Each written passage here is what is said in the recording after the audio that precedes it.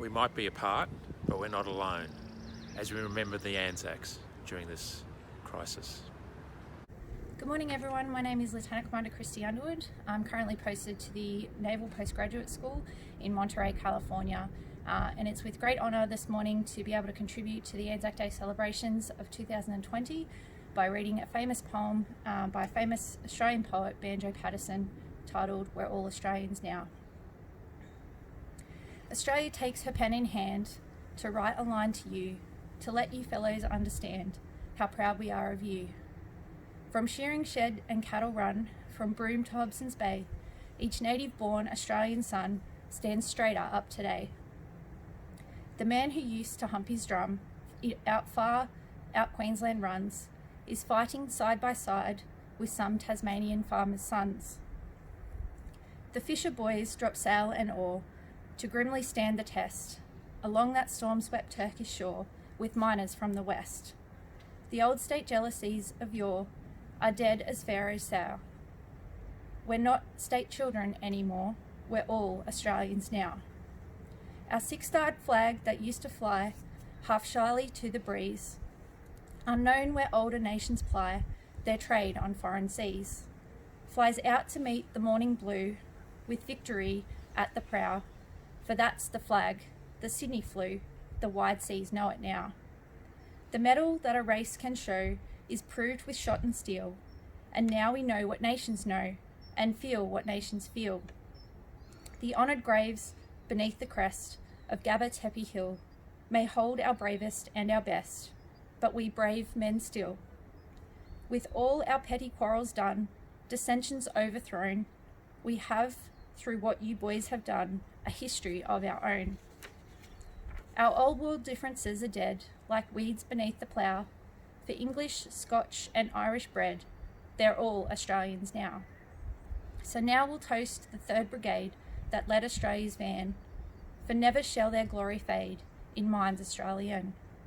Fight on, unflinchingly, till right and justice reign. Fight on till victory shall send you home again.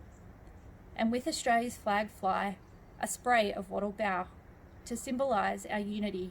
We're all Australians now. Thank you, and lest we forget. Good morning. My name is Murray Bruges, Deputy Consul General for New Zealand in Los Angeles. I'll now read an abridged version of Lieutenant Colonel Malone's last letter to his wife, written on the 5th of August 1915. He died 3 days later while commanding the Wellington Battalion at Gallipoli during the Battle for Chunuk Bair. My sweetheart, in less than 2 hours we move off to a valley where we will be up all night and tomorrow in readiness for a big attack, which will start from tomorrow night. Everything promises well, and victory should rest with us. God grant it so, and that our casualties will not too heavy. I expect to go through all right, but my dear wife, if anything untoward happens to me, there are our dear children to be brought up. You know how I love and have loved you, and we have had many years of great happiness together. I know you will never forget or let the dear children do so.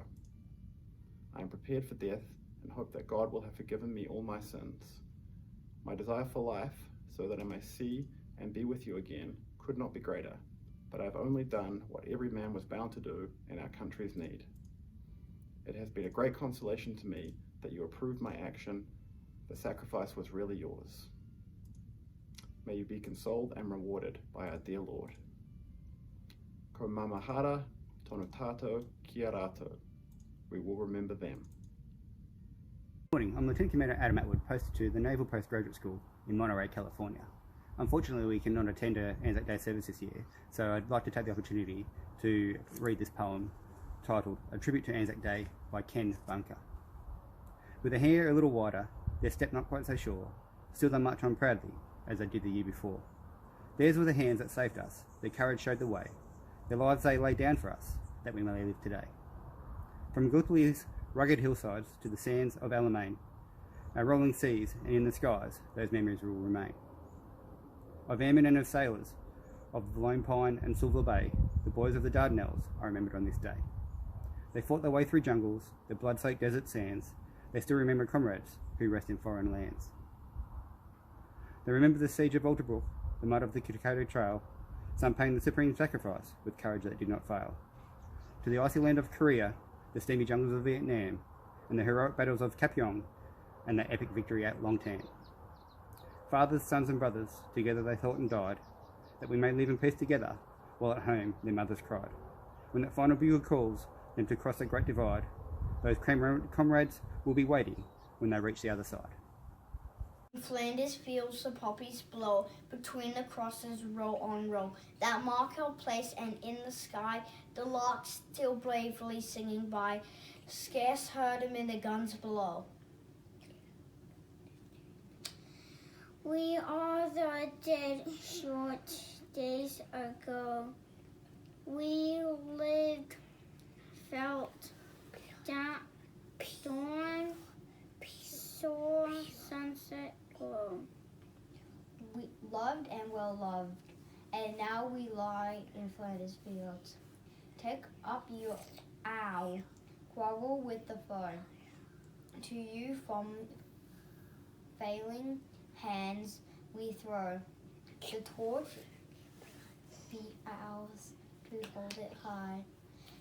If ye break faith to die, we shall not sleep, though poppies grow in Flanders fields. To the Sunburnt Ear by Tony Gunter.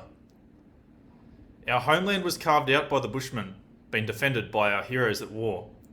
We're lucky to have both. No, they're the same. See, our heroes were Bushmen before, and the women whose hearts grew beside them, who stood by them over here and over there, have since inspired a nation that has since given birth to their heirs. The price that we paid for our freedom was the best that we had to give. The cream of a young generation were buried so the unborn could yet live. The blood and bone that's been shed for the Southland has raised a crop like no one else on earth. A people of heart and invincible spirit, a people of immeasurable worth. Little wonder our enemies hated the sight of the one-sided hat. They knew wherever they saw it was not the place to be at. Because even if both sides had run out of bullets, they had learned there was one left to fear, the digger, with the heart of a bushman, a bayonet, and a sunburnt left ear. He may have come from the city, or milked cows, or daked sheep for a quid, been a tradesman, or managed a business. It mattered not what he did. You see, if you're born a son or a daughter of this South land in a hospital bed, or out back of the bar, the bush is not just something you live in, the bush is just something you are. As long as there's dust at the base of the rock, there'll be those who are willing to die, for the right of every Australian to walk free under clear southern skies. And those who go forth to defend it, this land, this people of such infinite worth, will always be without doubt the finest soldiers on earth. And others will ask, what quality makes them so different? They didn't win every fight, they were rough and not as respectful, or as well equipped as they might. We'll never satisfy their questions, because the answer only we'll understand. They never left home for the battle with an intention or a desire to hate. They went to war with the mind of a soldier, but the heart and soul of a mate. So when they ask from over the ocean, by what writing, high tribute or honour, should we mark the graves of your dead? Know what I'd tell them? I'd tell them, if you just mark them Australian, no greater tribute, no higher honour could ever be thought of, written or said. Because to those who know, who have stood at the wall, to those who know, one word says it all.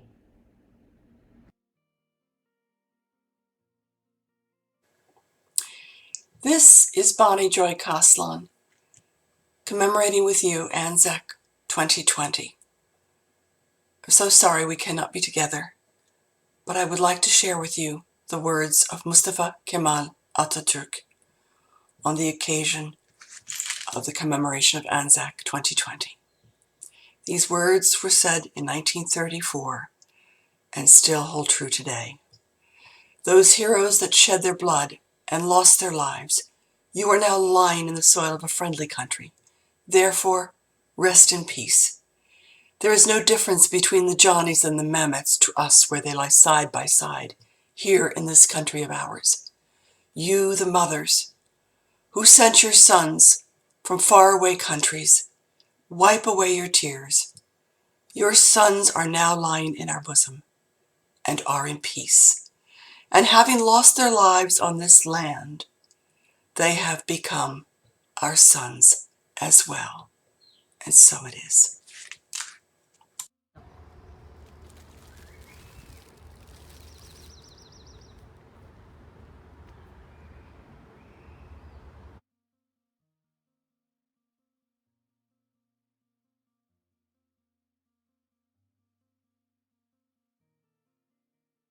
Lesson